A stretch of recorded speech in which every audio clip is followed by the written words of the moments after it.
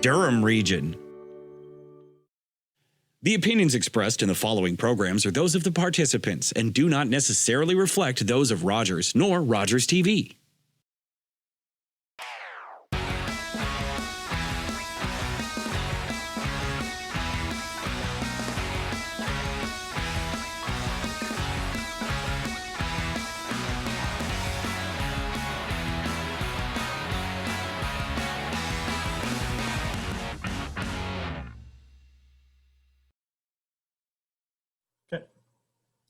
Well, welcome to the Sports Report here on Rogers TV Durham. Very excited to welcome my next guest. He's a best-selling author, and you can see him every night on Sportsnet Central. It's Ken Reid. Welcome to the show, Ken. Hey, Scott. How you doing, buddy? Pretty good. Thanks again for joining us. No worries. We're here to talk all things about sports, of course, hockey, trading cards. But we're going to start with something a little more serious, and it's about mental health. Canadian Mental Health Association is running Mental Health Week, which is coming up from May 3rd to May 9th. And recently there was a story about you, about your experience in the Toronto Star. We saw you on Tim and Sid as well, talking about your experience with mental health. And I know we watch you every night. You're a fun-loving guy. Everything, like you've got it all on the show. But you really had a tough experience with your mental health. And if you don't mind, for those viewers who haven't seen the story or haven't read the story, haven't seen you on Tim and Sid, do you want to talk about your experience dealing with mental health? Sure. I was a pretty normal kid up until, 13, 14. Then I think I just got hit with, what I thought was shy. It was probably, I was shy, but it was also a lack of confidence. And it was just a lack of, a lack of feeling good about myself. And it just kind of went off the rails. Like, if you saw me at 10 or 11, I was this happy-go-lucky kid. 14, 15, I spent a lot of time with my hockey and baseball cards. I played hockey, but then I was in my room. I just didn't have the confidence to go out. I didn't feel good about myself. I didn't like myself. I didn't kind of really know what it was. I just know I didn't feel all that swell. And, I kind of came out of my shell a little bit at the end of high school, went away to university, and, you discovered that university can be a lot of fun, but, you're having a good time, but at the same time, you're not feeling all that good about yourself when you're not having a good time, and one feeds the other. And yeah, I just didn't feel right for a lot of years. And, my mid-20s, I went and saw a doctor briefly, talked about anxiety, talked about depression, thought I was cured. And then it's one of those things. It's like a cut with your mental health. If you don't treat it, it tends to get worse and worse over time. And I went a good 15, 20 years without treating it properly. You go, you have a few drinks, you feel good, but you wake up the next day, you feel worse about your mental health. And I was in that cycle for a long time. On the outside, I looked like I was a pretty fun guy. I mean, I did come out of my shell in university. I did come out of my shell in my 20s. But for a lot of days, I would go into work wearing a mask, kind of head down, but trying to look happy when I wasn't really happy inside. Then about 10 years, my wife, maybe even longer than 10 years. Yeah, 10 years ago or so, my wife was kind of just said, enough is enough. You got to go get help. You got to call somebody, because I would go into tailspins about the most innocent thing. I'd be paranoid. I'd be, what do they think of this? What do people think of me? And all this, just not healthy things, and not believing in yourself. And I literally said, yeah, you know what, that is enough. Because I tried to fix it myself. I tried to, read, books and articles about what to do, but I literally went to the Yellow Pages, and I called the nearest doctor in my neighborhood, and I went and booked an appointment with her, and I kind of walked in and I kind of said, cure me. And she says, it doesn't really work that way, so this is going to take some time.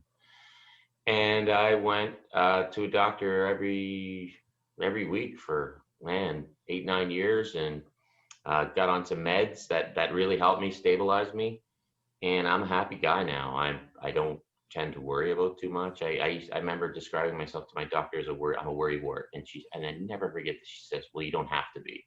And I always thought, well, that's who I am. And like, no, you don't have to be. And I would worry about everything, and it would affect my head. It would affect how I behaved around my friends. And now, I don't want to say cured, but I'm a happy guy. I'm regular. I'm normal. And I always, for 20 years, I just wanted to be normal. I just wanted to say, if I have a bad day, I just wanted to have a bad day like everybody else, not go into this deep, deep hole And for a long time I did, and I don't anymore. I still have bad days, but I know how to at least manage them like with like a normal person would, right? I can combat them, whereas for years I didn't know how to.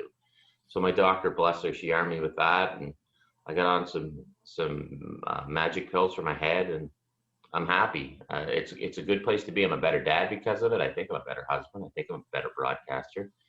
But trust me, the broadcaster part was way down there. I wanted to be a better dad. I wanted to be a better husband. I wanted to be a better person. And yeah, glad I spoke out about it. It's gotten an outstanding reaction. A lot of people reached out, and I'm very thankful for that. Yeah, I want to talk about the reaction you got when the Toronto Star article came out. Like, very competitive industry you're in the broadcasting industry. So what was the reaction you got from some of your colleagues, family, and friends when that came out? Well, I talked about it before. You know, it's speeches, and I did some. Shane Corson and I do we do a couple of speeches where we get in front of a room and talk about struggles we've both had, and Shane's been a big help during all this, and Michael Landsberg's been a huge inspiration during all this. I remember when I first met him, I told him, you know, I struggle. Thank you for doing what you do. So it had kind of been out there, but when the Star called me, should I do this? And my wife and I said, yeah, what the heck, it might help some people. So yeah, I've had people reach out to me because you're easy to get a hold of these days with social media, and it's nice to see that some people have at least been inspired by it. I think the best part is a good friend of mine. He basically has the same brain as I have, and he went and started something about it, which meant the world to me. So yeah, I had one negative comment, but man, I'm not going to let one negative comment turn aside all the good ones. So I'm glad I did it. I was a little shy to do it at first, hesitant, but my wife and I talked about it, and we did it. But I'm not the first to do it. Unfortunately, or fortunately, depending on how you look at it, I won't be the last. But I mean, there's buddies out there that struggle with it. Corey Hirsch is big on it. He reached out to me right away, called me. Michael Landsberg, chatted with him, emailed with him, and Michael's been such a huge inspiration with this. He's kind of like our leader with this. So if I can play a small part in helping anyone, I'm really happy with that, especially during all this COVID garbage. I know a lot of people are struggling with it. So if the first best thing anybody can do is just open up to somebody and say, look, I need to talk about this, and then hopefully get guided in the right direction. Yeah, you're right. Talking about Michael Landsberg, and we all grew up watching Sports Desk with Michael Landsberg and Brandon O'Connor on there. So I'm sure that was a big help for you. We're going to throw it to a break, but we're going to come back with you, Ken Reid, pardon me. I'm on the road. It's okay. And talk a little bit about your story and Mental Health Week coming up.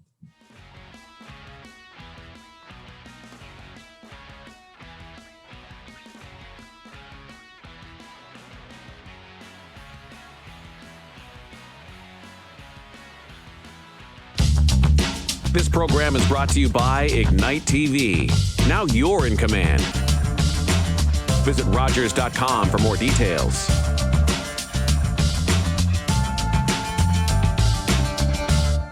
The Canadian film and TV industry recognizes it's time to build a better workforce, which includes more opportunities for Black, Indigenous, and persons of color.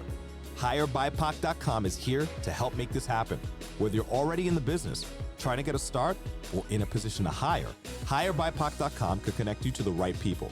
From script to development, production to post, distribution to marketing. Check out HireBIPOC.com now and help build a stronger industry together. Now you can enjoy the Amazon Prime Video app on Ignite TV. Just say Amazon Prime Video into your Ignite voice remote and watch Amazon originals like The Expanse. They wanted a fight. We'll give them one. The Wilds. Are we in the actual Bermuda Triangle? And The Boys. That is amazing. Prime members can stream Amazon originals, movies, TV shows, and more on Ignite TV today. Now you're in command.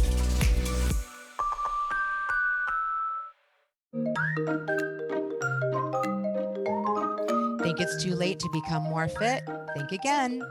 I'm personal trainer Karen Ross, specializing in 55+ fitness.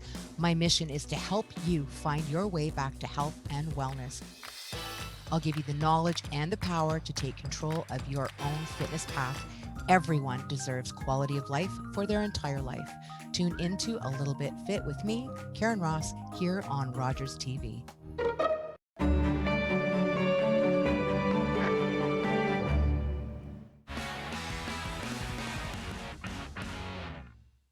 Welcome back to the Sports Report here on Rogers TV Durham.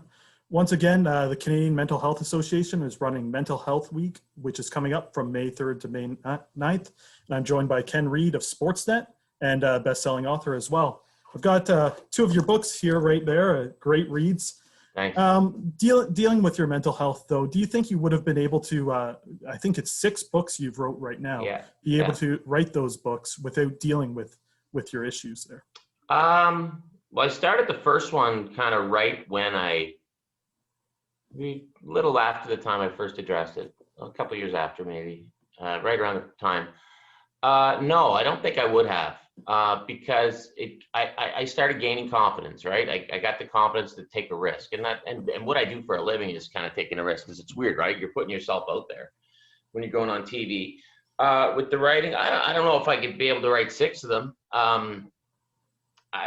I just became, I guess my free time became more valuable. I didn't sit around worrying about stuff. So I don't think I would have wrote them if I didn't take this step. And then writing something I enjoy. I always say, do something you enjoy. And, it used to be going out and rocking and rolling, right, till 3 a.m. And I wouldn't have been able to do that if I was been able to write books. So I was doing that. So I think this addressing my mental health played a huge role in helping me write those books. And then just going back to the Toronto Star article, just what made you come out and talk about your mental health, and just what gave you that extra push to actually go out and do that then? Yeah, like I said, I'd been talking about it in speeches, and I was always pretty open about it if people asked me about it at work and things like that, but never on a platform as big as the Star. And I think it was just, the writer called me up and he heard me talk about it, or got wind of it, and asked me to address it. And I kind of said, do I want to put it out there on this large stage? And like I said, my wife and I just talked about it, and we said, what the heck? It's my story. Maybe it'll help some people. I hope it did. And it just kind of was like, what do I got to lose? It's nothing I'm ashamed of. If you got a broken leg, you go to the doctor and get it fixed. If your head's a little banged up, you go and address concussion. If you got mental health, you should address that. And I think, with people trying to end the stigma of mental health and the work Michael did with it, stuff Corey Hirsch does with it, Shane Corson does with it, I was like, what? If another voice helps, why not? I'll tell you my story. So ta-da, here we are. So we're over a year now with this pandemic, a year and a bit.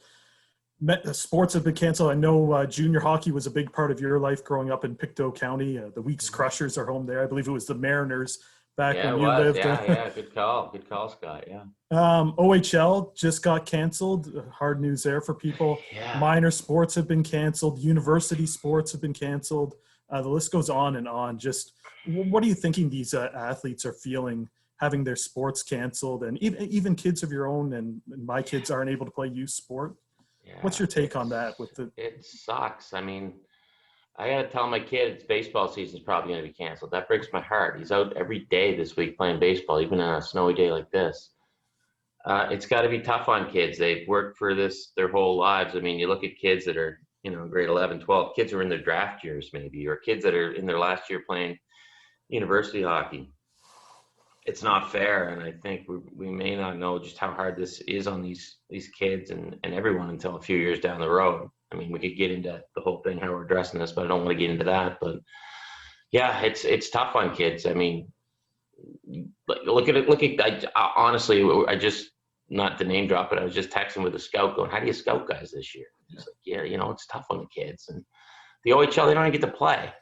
I mean, man, I couldn't imagine. And those are years you don't get back. I mean, when Bruce Springsteen wrote about glory days, right? He didn't write about when you're 36 years old. He wrote about when you're 17, 18 playing high school baseball. And these kids won't get that time back, and that really stinks. That really stinks. And when it comes to COVID and the pandemic, the people I feel most sorry for are the kids and people in university, kids in the last years of high school. These what are supposed to be magical years, they won't get back. It really stinks.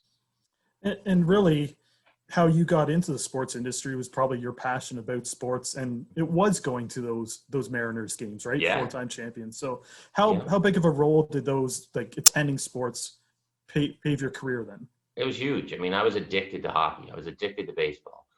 So there'd be one hockey game on a night when I was a kid on Saturday night, hockey night in Canada, and I'd watch watch it after I got home from watching a Junior C game, the Pictou Mariners, down over the hill at the rink. I lived by the rink. I spent Friday night in the rink. I spent Saturday in the rink. I spent Sunday at the midget B games, I think it was, in the rink. The rest of the time I was playing road hockey. In the summer it was hockey. It was baseball and golf. I mean, I'm not fully bilingual, but I can speak kind of partial French from watching the Canadians and the Expos in French, because if the Leafs were on the main CBC, I'd watch the Habs on the French feed.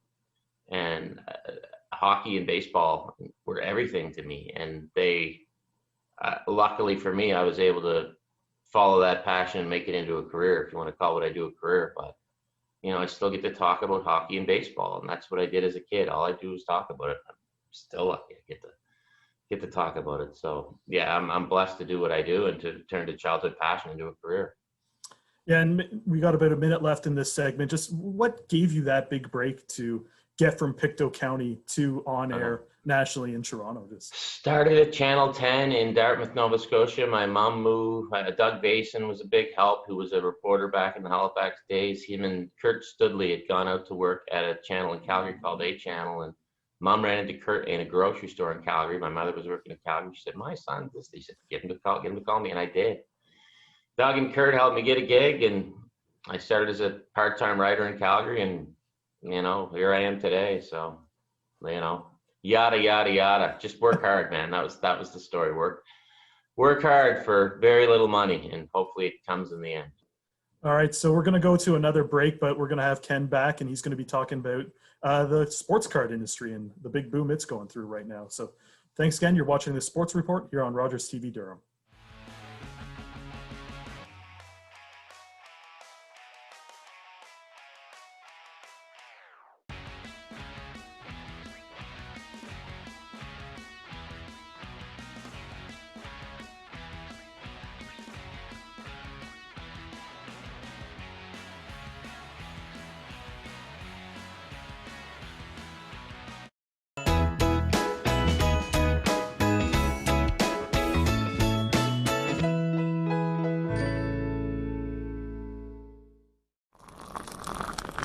That cup of coffee in the morning may seem like the only choice, but is it really? Caffeine found in the coffee bean does block the drowsy-causing effect of chemicals, but that can only last for so long before we crash. The honey and tea way of getting out of bed is reaching for a cup of superfood Matcha Green Tea. Unlike most teas, matcha powder uses the whole leaf and contains the plant energy of chlorophyll. 1 cup of matcha is like drinking 10 cups of regular green tea. Whisk in half a teaspoon until the tea dissolves. Within 10 minutes, matcha can regulate blood sugar, preventing glycemic slumps. Superfood Matcha Green Tea, your new, most treasured energy booster. Just once in a while, at parties and stuff. If that's what your kid says, they'll probably also tell you that it's not a big deal. But that's no reason not to talk about it. You could tell them that you think that's a good thing and that you're really happy they don't use it that often. Then ask them why. Maybe deep down they know it's bad. They just need your help realizing it. From there, it should be pretty easy to drop off the hint that their brain is still growing and that they shouldn't smoke pot. At least not until they're older. Visit drugfreekidscanada.org for more tools to help start the conversation.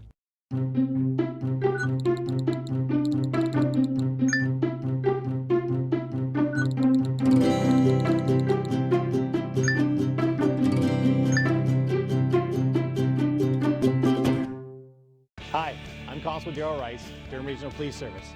Tune into Rogers Cable 10 to watch me on Seniors Talk with DRPS, where we'll talk about all kinds of amazing information and community programs for you, our seniors in Durham Region. Okay, welcome back to the Sports Report here on Rogers TV Durham. My guest here is a best-selling author, and you know him most likely from Sportsnet Central, Ken Reid. Ken, got your book right here. Show it once again. Hockey Cards. There's actually version 2 out of this. Yeah. But obviously a big part of your life growing up in Nova Scotia. It was a big part of my life as well. I got all the pro sets and things like that from back in the 90s. Absolutely worth nothing, some of those cards. But cards have made a comeback, and I've actually been with my kids collecting cards now. Awesome. And there's some worth a lot of money. Just what do you think is behind the resurgence of the the trading card? What's behind the boom? Yeah, it's been wild. So when the pandemic started a year ago, I said, oh man, all these valuable cards I have are going to be worthless because no one's going to have money to spend on cards. Well, lo and behold. So here's a few theories. So there's no live sports. So how do you connect to the game? Well, you got to do something, maybe through your cards. People had a lot of time at home. So what do? They root through their attics, their basements. They find their cards. Maybe they get the bug again. Disposable income. You can't spend money going to games. You can't spend money going to concerts. You can spend money on cards. So those are a few theories, and it's wild. It's wild. I never thought I would see a card boom like this again. It's just like 1990, and it's pretty nuts, man. Yeah, so I saw you on Tim and Friends, and Jesse there was opening up NBA Top Shots pack, and it looked like cards kind of, but it was like videos. Just that's new to me. Can you talk a little bit about what digital cards are all about? Yeah, NBA Top Shot, it's nuts. So you're buying a pack, but you're buying a pack that only exists online in an online bank, and it's not a physical card, but it's a highlight, and it's a highlight that any of us can see on YouTube, but in this form it's packaged as NBA Top Shot. So it might be a layup by Ja Morant. There will be 50 of them, which is mind-boggling to me, but it's catching on and it's going like fire. I think the NHL is probably going to get in on it. I would if I were them. Elliot Friedman brought it up on Hockey Night a couple of months ago, and it went wild. But just absolute insanity for this Top Shot thing. I think it's great. If people want to collect, they can collect little things on the internet, or they can collect cardboard. I mean, people say, well, what's that? How can that be worth anything? It's just a little thing on the internet. Well, a card is just a little piece of cardboard. So what you determine the value of something. If I don't want an NBA Top Shot, I don't buy it. If I want an old card, I buy it. I pay what I have to pay. But I think it's great if it gets people into collecting and keeps their interest up in sports. That's a good thing. Yeah, for someone who does highlights for a living, that must be rather unique that it's kind of combining both cards and highlights. It is actually, yeah. It's almost like a lottery system right now. Like people are lined up in a queue to buy them. The supply exceeds the demand, and what I know about basic economics is that's going to drive a price up. So it's nuts right now, this Top Shot thing. So the one card everybody wants is the Wayne Gretzky rookie card. Yeah. I believe you want the Tops, not the O-Pee-Chee. No, you want the O-Pee-Chee. The O-Pee-Chee, okay. Yeah. So you had an O-Pee-Chee or the Wayne Gretzky rookie card shared with your brother, is that correct? Yeah, still have it. Who has it, possession of it right now, and is there a story behind that then? Yeah, it's up in my room right now, up in my card room. So my brother and I always wanted a Wayne Gretzky rookie card. You never saw them back in the day, growing up in Nova Scotia. There's tons of them around, but people hoarded them, I'm sure. You go to a show now, you see them everywhere, but back in the day, you never saw them. So my mom came home from an auction in a little town called Westville with a box of cards that she bought for $10, and my brother and I opened them up, and we said, oh man, it's the Gretzky rookie, those are the blue ones. So we start rifling through them. Is there going to be a Wayne Gretzky rookie card in here? And you're going through, and it's Rod Langway, it's Peter Lee, it's Rick Shawtraw, and then halfway through, we're like, oh, there it is. It's the Wayne Gretzky rookie card. So we start jumping up and down. We're freaking out, and then we look at each other and go through. Like, there's only one, so we just start chucking. Right, we're beating the crap out of each other because we both want that card. Mom starts screaming, stop, share it. So we're like, oh man, that's a good idea. So we decided we'd share the Wayne Gretzky rookie card. We both own it to this day. I have full custody, and Peter visits on weekends. So it's here, it's in the house. It's great. And I love the card because it's my favorite player, and it has a story behind it that connects my mom and brother to it. So there you go. It's my Wayne Gretzky rookie card. Now, did you get that card graded, or is it still? No, still raw. Didn't get it graded. No, I don't think we'd ever sell it, and hopefully we'll pass it on to my kids. Maybe they'll get a love of Wayne Gretzky as well. But yeah, didn't sell it. Never thought about selling it. Now I mentioned Pro Set. In the Pro Set pack, there was a ton of air cards. Yes. And I know in your books you talk about air cards. So what is your favorite air card? I think my favorite air card is the Steve Ludzik, Steve Larmer mix-up. Ludzik's on Larmer's rookie and Larmer's on Ludzik's rookie, or the other way around, because you don't really know. Because they're both on the Chicago Blackhawks 83-84 rookie cards, and where it says Steve Larmer, there's a picture of Steve Ludzik. Where it says Steve Ludzik, there's a picture of Steve Larmer. They were connected at the hip back in the day. They were best buddies, and they're linked for life because of a hockey card, and that's my favorite air card of all time. And then just going through your books here, I've got a couple of them, as I mentioned. Just what brought you to write about those names that don't really get talked about too often? You got the NHL's One Goal Club. Telling those stories. Just what started you and trying to write? I think it comes back to my love of hockey cards, because I always say there's no such thing as a common card. I mean, everybody wants to collect Gretzky, Lafleur. I do as well, but I also love the guys who, you know, are just tossed aside and say that's not worth anything. Well, those guys have a story. And I admire anyone who's made it all the way to the NHL, and I love off the path stories. And that's what drew me to write One to Remember. It's what drew me to write One Night Only, about guys who only played a single game. They all have a story, and it's what drew me to write the hockey card books, because there's a story behind every one of those cards. There's something there that's going to spark a memory for the guys on it, or a memory for me. And I wanted to I was curious about it, so that's why I wrote it, I guess. Yeah, in the book you talk about Craig Fisher, who I work closely at the university with in Oshawa area, so that's great to see. And then you mentioned people going out, getting out their old card collection. So that's what I did. Craig to sign that page. See, there you go. Yeah. I broke out my card collection last night. I have a tackle box, which back in the day I thought the valuable one should go in. So absolutely, maybe 10 seconds on some of my favorite cards, and just tell me your opinion there if you don't mind. Go for it. Being from Oshawa, I have the Eric Draws Future Shard. You got to have that one. I love that card. Yeah, that was $15 back in the day. I sold those like wild. The Big E, love it. Okay, we've got the Cam Neely rookie card. Beauty rookie card, sleeper rookie card, right? That's in good shape. I like that one. Yeah, I wouldn't sell it either. Big fan. The Ray Bork rookie card. Excellent. Well done. That's wicked. You can't beat that one. And then you'll notice a theme that I'm a Bruins fan, but we have the Reggie Lemelin rookie card. Ray-Jean Lemelin there with the Flames. Nice. Him and Pat Riggin tending the twine for the Flames back in 81-82. I like it. So should I sell any of those, or should I just hold on to them because they mean more to me than they are in the market? I always say when people ask, what do I collect? What do I do? Do what you want.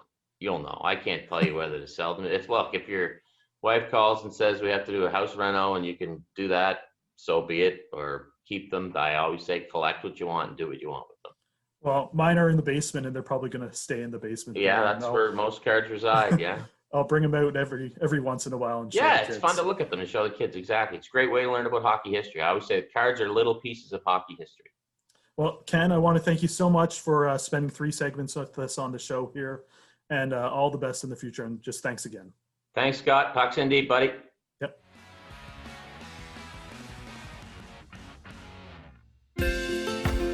Call the Rogers TV viewer response line. Email us or connect with us on social media.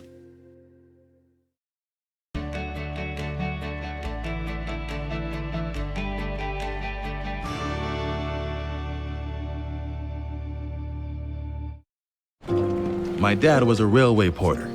It was just about the only job a black man could get. But he had big plans for us. Music would be our ticket out of poverty. I knew we couldn't afford that piano, so I practiced twice as hard. Nice, Daisy. Okay, Oscar, let's hear it.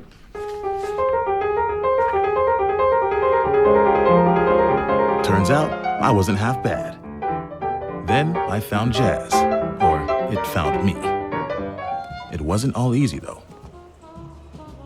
I faced a lot of hate. But I found my stage. They call me the man with 4 hands. Well, I don't know about that, but let's see how far this ticket takes me. From Montreal to Carnegie Hall and far beyond, Oscar Peterson became one of the most recorded and celebrated jazz musicians of all time. This April on Crave, say hello to exclusive series you can't see anywhere else. From HBO, Academy Award winner Kate Winslet in Mare of Easttown. If you're lying to me, it's going to be very bad for you. Plus, I'm Barb, and this is Star. Movies you just can't miss. How about this?